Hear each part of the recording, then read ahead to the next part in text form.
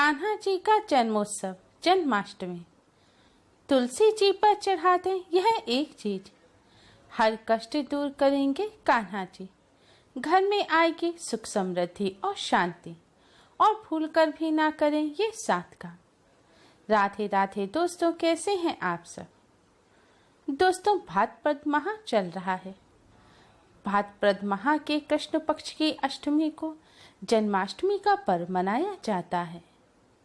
यह पर्व भगवान श्री कृष्ण के जन्मोत्सव के रूप में मनाया जाता है। इस बार जन्माष्टमी का पर्व किस दिन है, इसको लेकर उलझन बनी हुई है। कहीं पर जन्माष्टमी का पर्व 11 अगस्त तो कहीं 12 अगस्त को मनाया जाएगा। दोनों ही दिन जन्माष्टमी का पर्व मनाना शुभ रहेगा। काशी और जगन्नाथपुरी में जन्माष्टमी का पर्व 11 अगस्त को मनाया जाएगा। वहीं मथुरा और द्वारिका में भगवान श्री कृष्ण का जन्मोत्सव 12 अगस्त को मनाया जाएगा। आप अपनी स्थानीय मान्यता के अनुसार जन्माष्टमी का पर्व मना सकते हैं।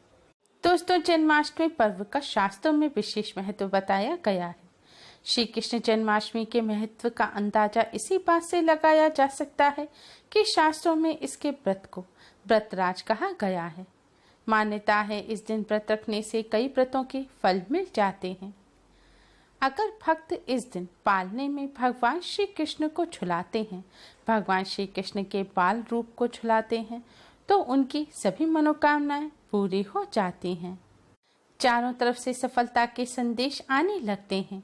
भगवान श्री कृष्ण कर्म योगी हैं, अतः कर्म क्षेत्र में मनचाही ऊंचाइयां चाहते हैं तो इस व्रत को अवश्य ही करें। परिवार में कलह या तनाव हो तो इस व्रत से निश्चय रूप से शांति और प्रेम का वातावरण निर्मित होता है।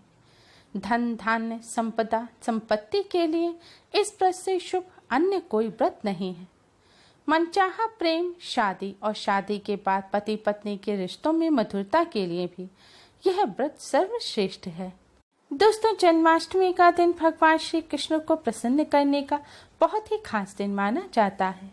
इस दिन भगवान श्री कृष्ण और राधा रानी का विशेष रूप से पूजन किया जाता है।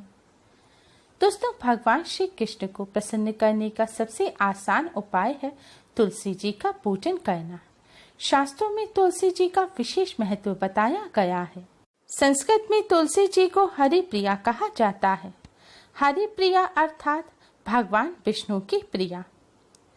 हिंदू धर्म में मान्यता है कि तुलसी जी के पौधे की जड़ में सभी तीर्थ, मध्य भाग तना में सभी देवी देवता और ऊपरी शाखाओं में सभी वेद यानी चारों वेद स्थित हैं। इसलिए इस मान्यता के अनुसार तुलसी जी का प्रतिदिन दर्शन करना पाप नाशक समझा जाता है और इनके पूजन को मोक्षदायक कहा गया है। पद्म पुराण में उल्लिखित है कि जहाँ तुलसी जी का एक भी पौधा होता है वहाँ त्रिदेव यानी कि ब्रह्मा, विष्णु और महेश निवास करते हैं। इस ग्रंथ में वर्णित है कि तुलसी जी की सेवा करने से महापातक से महापातक व्यक्ति के संपूर्ण पाप नष्ट हो जाते हैं। कहते हैं जिस पूजा और यज्ञ के प्रसाद में तुलसी दल नहीं होता, भगवान श्री कृष्ण उस पूजा और यज्ञ को स्वीकार नहीं करते। इसलिए भगवान श्री कृष्ण को भोग लगाते समय नैवेद्य में तुलसी जी का पत्ता अवश्य ही रखा जाता है, तभी भगवान श्री कृष्ण भोग को स्वीकार करते हैं। दोस्तों, जन्माष्टमी के शुभ अवसर पर भगवान श्री कृष्ण को प्रसन्न करने के लिए, भगवान श्री कृष्ण की असीम कृपा प्राप्त करने के लिए तुलसी जी का पूजन अवश्य ही करें। तुलसी जी का पूजन करने के लिए सुबह उठकर स्नान करके स्वच्छ वस्त्र धारण करें। फिर सबसे पहले आप भगवान श्री कृष्ण का पूजन करें। भगवान श्री कृष्ण को स्नान कराएं, स्वच्छ वस्त्र पहनाएं और उनका श्रृंगार करें। इसके बाद आप एक लोटे में शुद्ध जल लें। जल में थोड़ा सा कच्चा दूध डालें। इसके बाद आप भगवान श्री कृष्ण जी को हल्दी से तिलक करें। जिस हल्दी से आपने भगवान श्री कृष्ण को तिलक किया है उसी हल्दी को आप जल के पात्र में भी डाल दें। अब जल के पात्र में आप थोड़ा सा गंगा जल मिलाएं और भगवान श्री कृष्ण का रोजाना की तरह पूजन करें। पूजन करने के पश्चात आप तुलसी जी का पूजन करें। तुलसी जी का पूजन करने के लिए आपने मंदिर में जो जल का पात्र रखा है उस जल के पात्र को उठा लें और इस जल को आप तुलसी जी को अर्पित करें, यानी कि यह जल आप तुलसी जी पर चढ़ाएं। तुलसी जी पर जल चढ़ाते समय इस खास मंत्र का जाप करें। मंत्र इस प्रकार है: महाप्रसाद जननी, सर्व सौभाग्य वर्धिनी, आधि व्याधि हरा नित्यम, तुलसी तवम नमस्तुते। इस मंत्र का एक बार जाप करते हुए आपको थोड़ा सा जल तुलसी जी पर चढ़ाना है।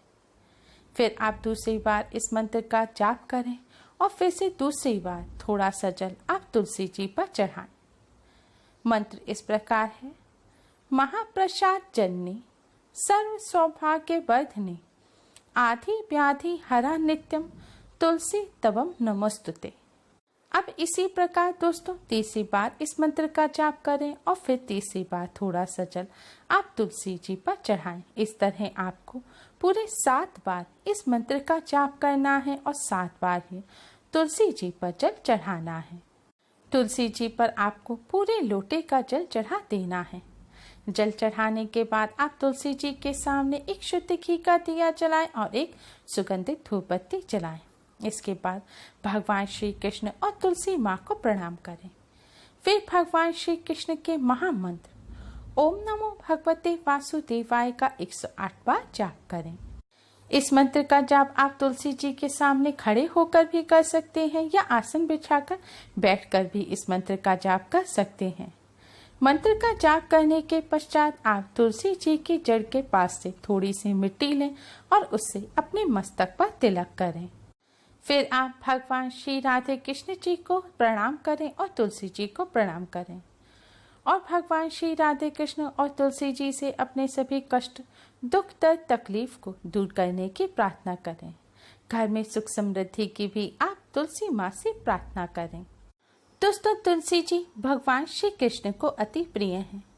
जन्माष्टमी के पावन पर्व पर तुलसी माँ का पूजन करने से भगवान श्री कृष्ण की असीम कृपा प्राप्त होती है और घर में सुख, शांति और समृद्धि बनी रहती है। कान्हा जी की कृपा से कष्टों से भी छुटकारा मिलता है। दोस्तों भगवान श्री कृष्ण की असीम कृपा प्राप्त करने के लिए तुलसी जी का पूजन करने के साथ साथ आप कुछ बातों का भी विशेष ध्यान रखें। भगवान श्री कृष्ण को अर्पित करने के लिए तुलसी दल तोड़ने के लिए आप पहले स्नान करें। बिना स्नान किए आप तुलसी जी को स्पर्श ना करें और ना ही तुलसी दल यानी कि तुलसी जी के पत्ते तोड़ें। तुलसी जी का पूजन करते समय आप जूते चप्पल उतार दें। बिना जूते चप्पल पहने आप तुलसी जी का पूजन करें। ऐसी ही तुलसी जी का पूजन करें जो साफ स्थान पर लगी हो, यानी कि किसी नाले के पास या फिर किसी गंदे स्थान पर लगी हुई तुलसी जी का पूजन ना करें। और महिलाएं पीरियड के दौरान तुलसी जी का पूजन ना करें और ना ही तुलसी जी के आसपास जाएं, क्योंकि तुलसी जी बहुत ही पवित्र होती है। पीरियड के दौरान महिलाओं को तुलसी जी का ना ही स्पर्श करना चाहिए और ना ही पीरियड के दौरान जिन महिलाओं को पीरियड हो रहा उनकी छाया भी तुलसी जी पर नहीं पड़नी चाहिए। तुलसी जी पर जल सूर्योदय के बाद और सूर्यास्त से पहले ही चढ़ाएं। सूर्यास्त के बाद तुलसी जी पर जल भूलकर भी ना चढ़ाएं और सूर्यास्त के बाद ना ही तुलसी जी का स्पर्श करें। अगर आपको कोई स्वास्थ्य संबंधी समस्या नहीं है तो आप जन्माष्टमी का व्रत अवश्य ही रखें। शास्त्रों में जन्माष्टमी के व्रत का विशेष महत्व बताया गया है। शास्त्रों में जन्माष्टमी के व्रत को एकादशी के व्रत से भी बड़ा बताया गया है, इसीलिए इस व्रत को व्रतराज कहा जाता है। माना जाता है कि जन्माष्टमी का व्रत रखने से साल भर के सभी व्रत रखने का पुण्य फल प्राप्त हो जाता है। अगर आप किसी कारण से जन्माष्टमी पर व्रत नहीं भी रख पा रहे हैं या घर में छोटे बच्चे हैं वह व्रत नहीं रख पा रहे हैं तो भी आप भूलकर जन्माष्टमी के दिन प्याज, लहसुन, मीट, मदिरा, अंडा, तंबाकू इत्यादि चीजों का भूलकर भी सेवन ना करें। जन्माष्टमी के दिन पूर्ण ब्रह्मचर्य का पालन करें और जितना ज्यादा हो सके भगवान श्री कृष्ण का स्मरण करें, उनका पूजन करें और भजन कीर्तन करें। उम्मीद है आपको हमारी ये वीडियो पसंद आई होगी। प्लीज लाइक करें, हमारे इस वीडियो को अपने फ्रेंड्स और रिश्तेदारों में ज़्यादा से ज़्यादा शेयर करें, जिससे वह भी इसका लाभ उठा सकें। हमारी और भी वीडियोस के लिए हमारे चैनल को सब्सक्राइब करना ना भूलें। Thanks for watching. Radhe Radhe.